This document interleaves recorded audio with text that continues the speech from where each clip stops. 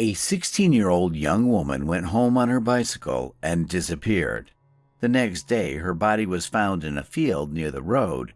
The unknown perpetrator had killed her and fled. Despite the fact that the police had a DNA sample of the perpetrator, they could not find him until 13 years later. In this video, we will tell you what happened to Marianne Vaatstra and why this murder is one of the most notorious in Dutch history.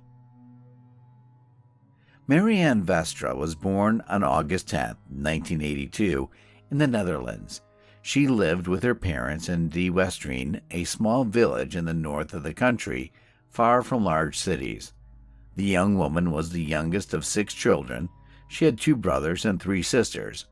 Over time, almost all of the older children left for other cities and countries, and Marianne was left to live with her parents and 1 older brother. The young woman studied at the local school, was fond of music, and had many friends.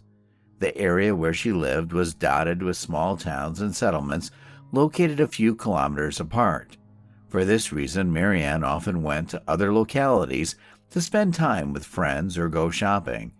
In her free time, she also worked at the local supermarket as a part-time employee. On April 30th, 1999, the country celebrated a big holiday, Queen's Day. Marianne finished her shift at the store and went to a nearby town called Colum to spend the evening with her friends at a local cafe. A few hours later, their company was joined by Marianne's boyfriend and his friends, and together they all decided to go to a settlement called Buitenpost, which was 6 kilometers away. The group rode there on their bicycles, but Marianne did not have one, so she borrowed a bicycle and went for a ride with her friends. After a while, they decided to go home, and the young woman headed in the direction of her town, which was about 11 kilometers away. But she never made it home. Her parents thought that Marianne had stayed the night with a friend who lived in Colum, although this was doubtful. The young woman had promised to be home by evening, and if she had decided to spend the night at her friend's, she would certainly have called home. Early in the morning, Marianne's father called at the house of her best friend, Affie. To his surprise, he heard that his daughter had said goodbye to her friend that night and headed home.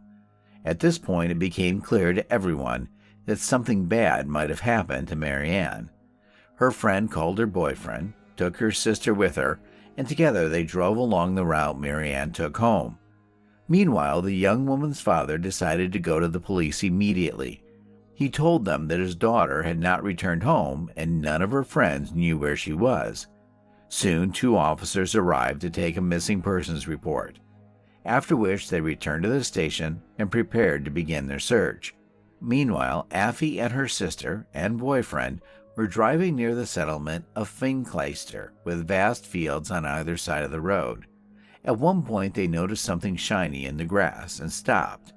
As they approached the field, they saw a bicycle lying in the grass.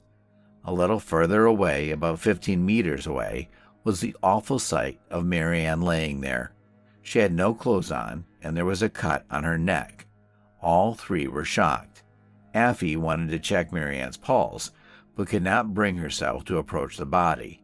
It was obvious that the young woman was dead, but her best friend couldn't believe it because of the intense shock. She struggled to get her phone out and called the police. Several officers arrived on the scene at once, and 2 police officers went to Marianne's family home. At the time, they did not yet have official confirmation of the victim's identity, so the officers picked up her father and drove him to the scene. Forensic investigators were already on the scene at the time, and the father, to his grief, immediately identified Marianne. After examining the scene, the detectives noticed an important detail. There were 2 bicycle tracks leading from the road to the place where the young woman's body was lying, and only 1 track in the opposite direction. That meant the killer was also on a bicycle. The police searched the surrounding area for clues and even conducted aerial photography, but the only thing they could find near the murder scene was a lighter. Marianne's friend stated that she did not smoke and did not have a lighter, so the police sent her to the lab. Medical examiners determined that the young woman had been abused and found traces of semen, from which they were able to compile a sample of the killer's DNA. The same DNA was found on the lighter. It was uploaded to the police database, but there was no matches.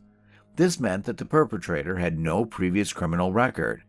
Almost immediately after the body was found, the police chose a Marianne boyfriend named Spencer as a suspect. There was no evidence against him, but it seemed to the head of the local police department that the boy was the most likely killer in such a case.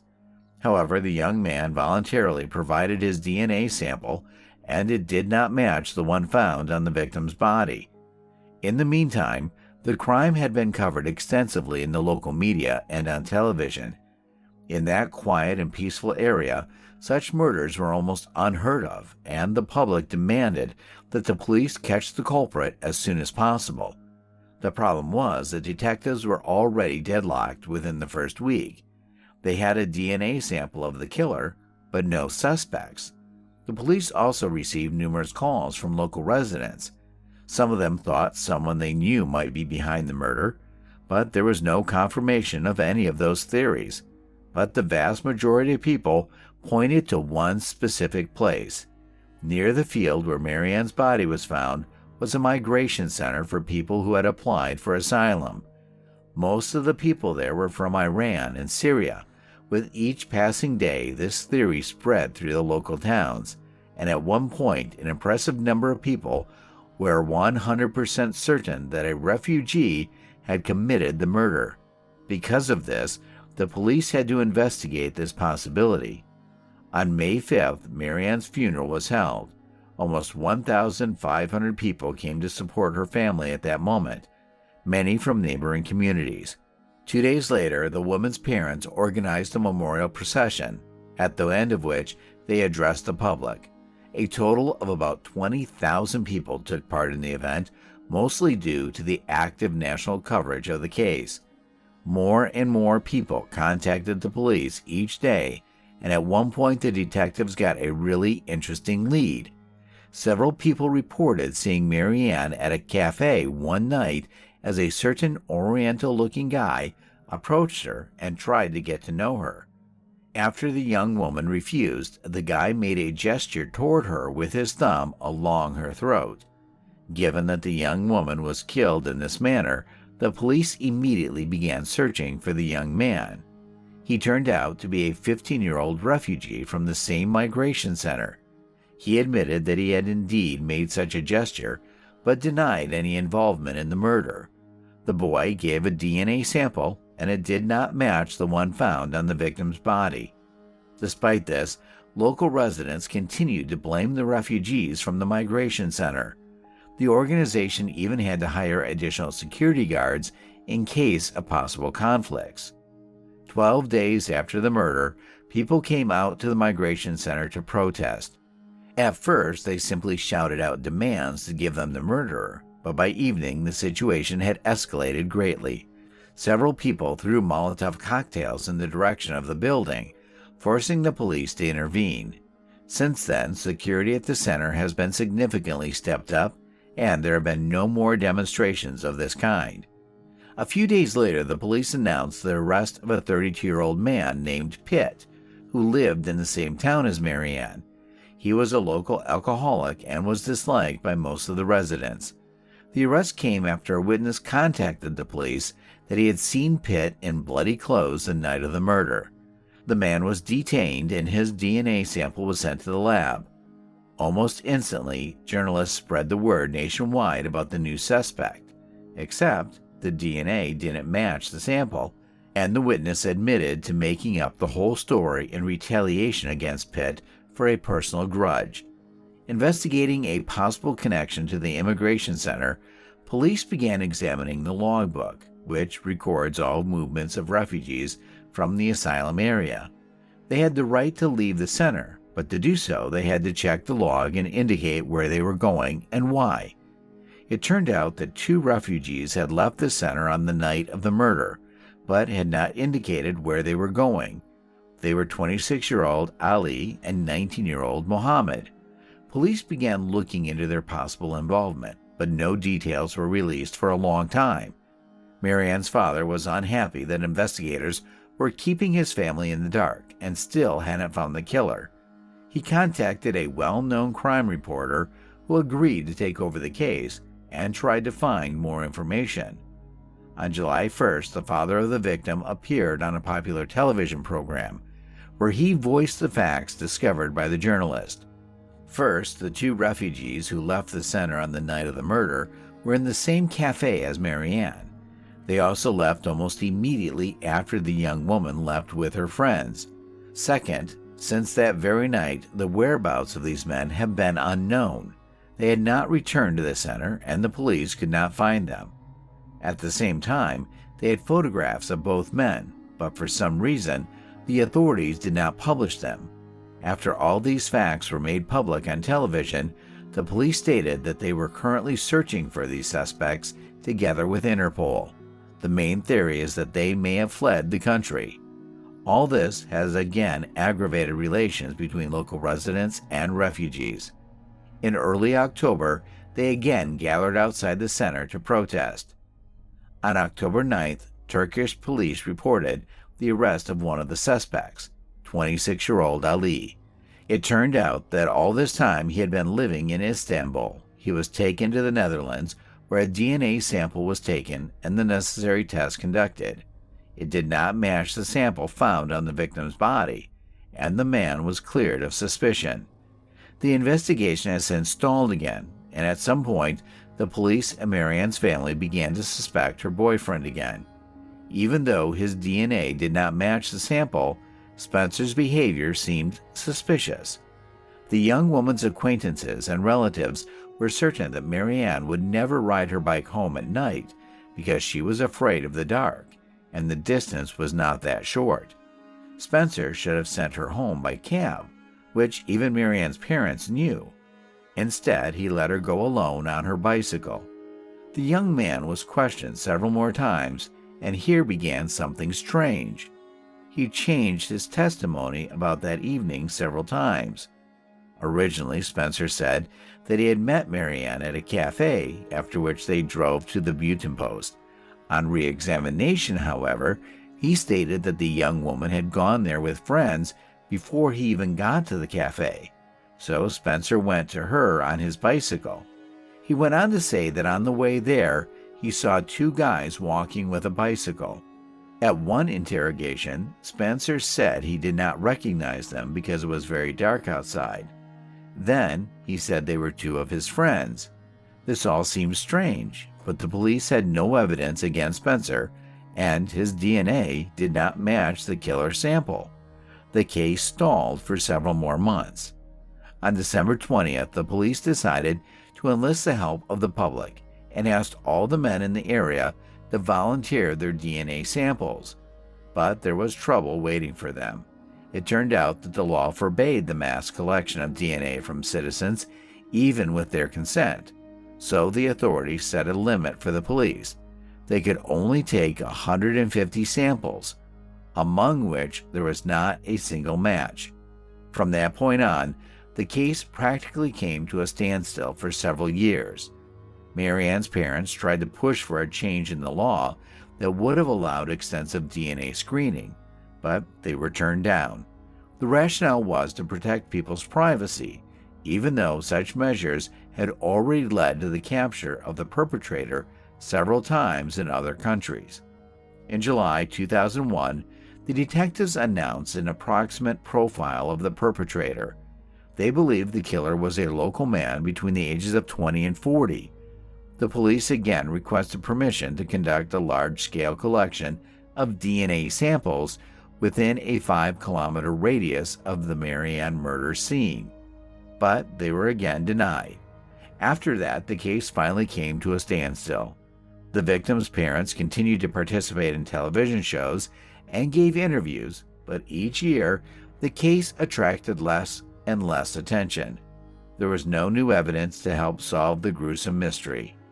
In 2010, the police assembled a team that created a detailed 3D model of the crime scene and all available evidence using the latest computer technology.